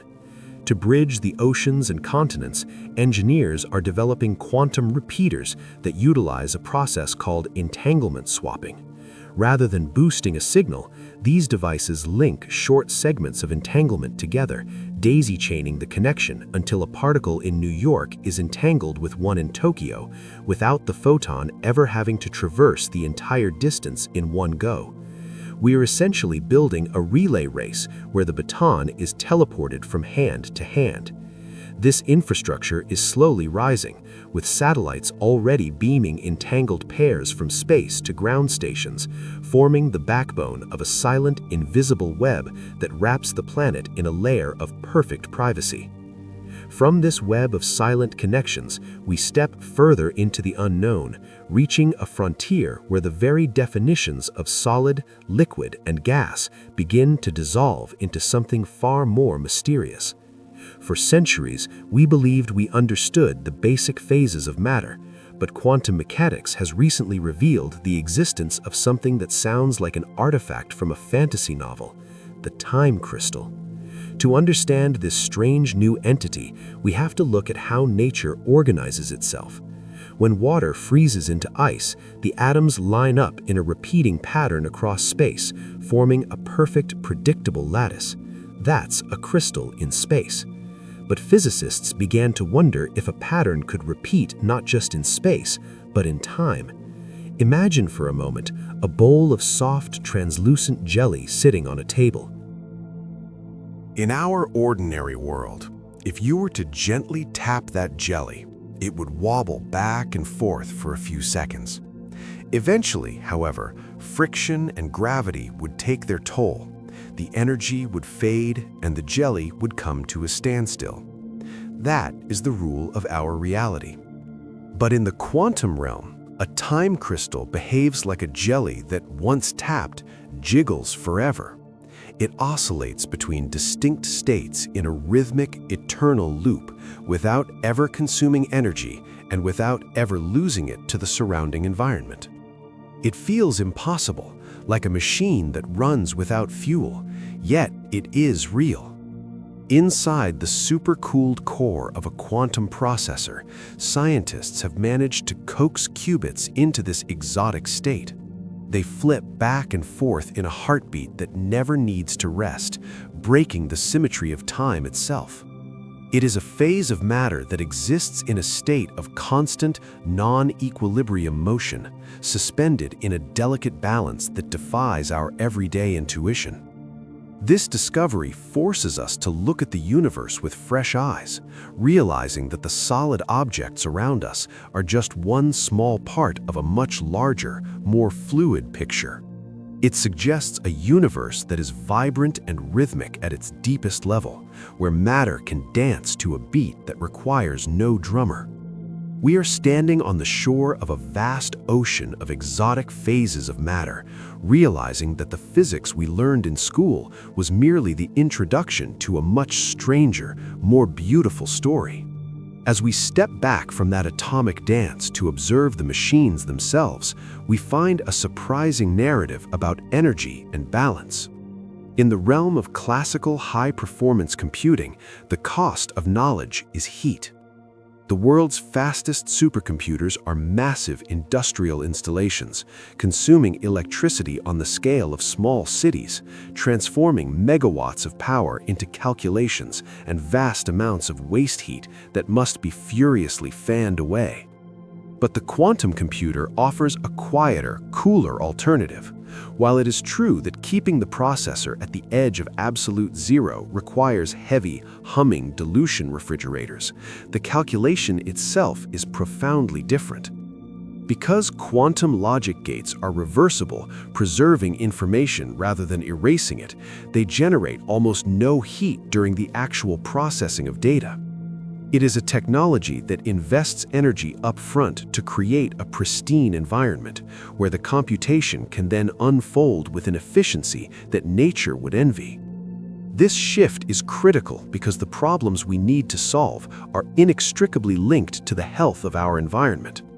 We are looking to these silent, gold-plated chandeliers to solve the riddle of better batteries. By simulating the quantum behavior of electrons in new materials, we could design storage systems for solar and wind energy that are far lighter, safer, and longer-lasting than anything we possess today. Beyond storage, there is the chemistry of survival.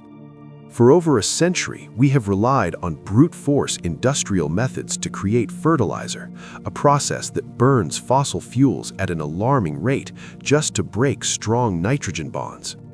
Nature does this effortlessly in the roots of plants using enzymes, and a quantum computer could finally model that delicate magic, showing us how to feed the global population without warming the atmosphere. It suggests a future where our most advanced technology becomes a steward of the Earth, helping us design materials that capture carbon and conduct electricity without resistance. In this way, the quantum computer ceases to be just a tool for commerce or cryptography and becomes a partner in planetary healing, aligning our industrial ambitions with the subtle, low-energy pathways of the natural world. This alignment brings us to a profound threshold, for when we build machines that process information the same way the universe does, we stop acting as mere observers and begin to touch the very fabric of reality, raising questions that are less about engineering and more about the philosophy of existence. This leads us to one of the most daring hypotheses in modern science, a concept that blurs the line between physics and information theory entirely. It asks us to consider whether the universe itself might be a vast, self-processing quantum computer. For centuries, we looked at the world and saw matter, hard rocks, flowing water, distinct atoms. But as we zoom in closer, past the molecules and into the subatomic realm, the solidity fades away, leaving us with something that looks suspiciously like pure information. Wheeler proposed that at the very bottom of reality, beneath the electrons and quarks, there is not a physical object, but a question. He suggested that every particle, every force, and every interaction in the cosmos derives its very existence from the apparatus elicited answers to yes or no questions, binary choices, or bits.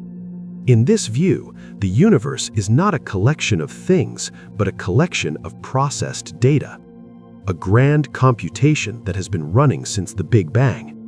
When an electron changes its state, it is essentially flipping a bit in the cosmic memory, and the accumulation of these flips creates the reality we perceive.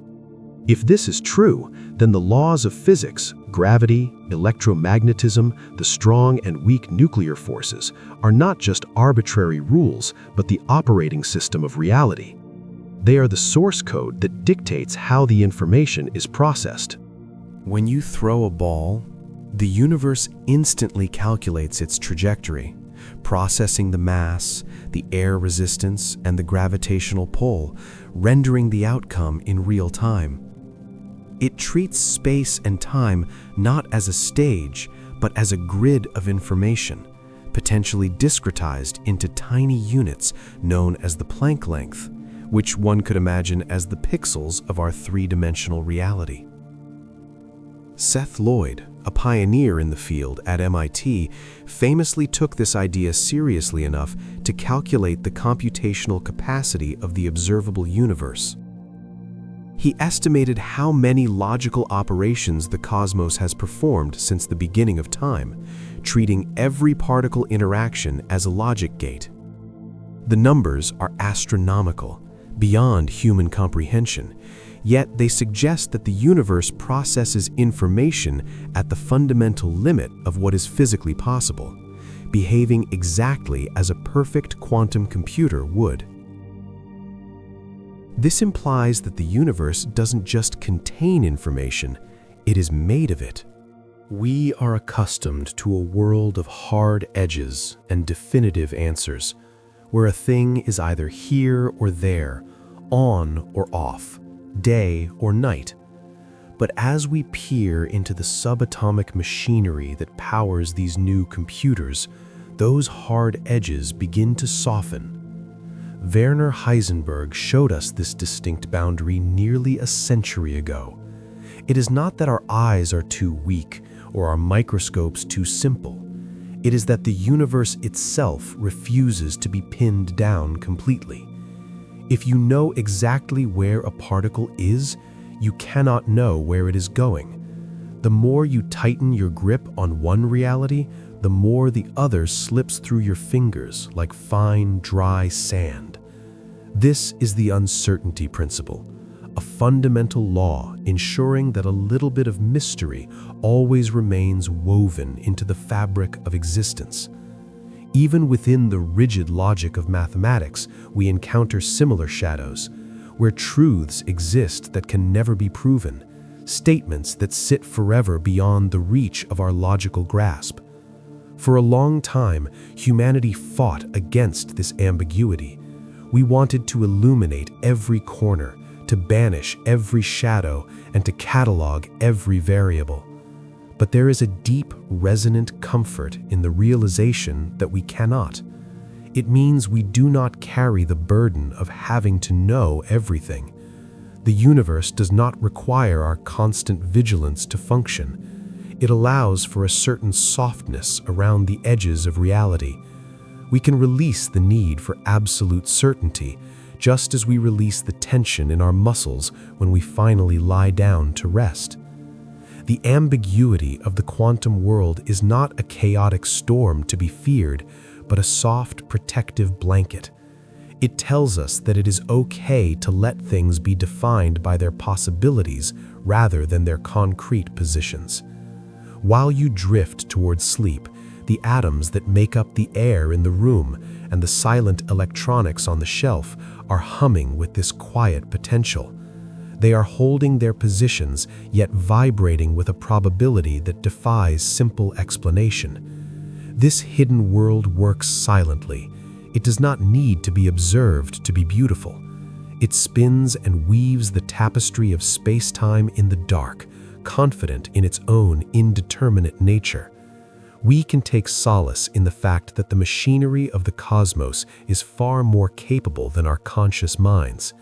It manages the superposition of infinite states without effort. It resolves the complexities of entanglement without strain. We are free to simply exist within it, floating on the surface of a deep quantum ocean that has no need to be fully charted to be enjoyed. The limits of our knowledge are not walls that trap us, but horizons that invite us to dream. In this space of not knowing, there is room for wonder, and in that wonder, there is a quiet, abiding peace. It is a peace that settles over us when we realize we have traveled all the way from the shivering cold of a dilution refrigerator to the very edge of human understanding, and found that the view is magnificent.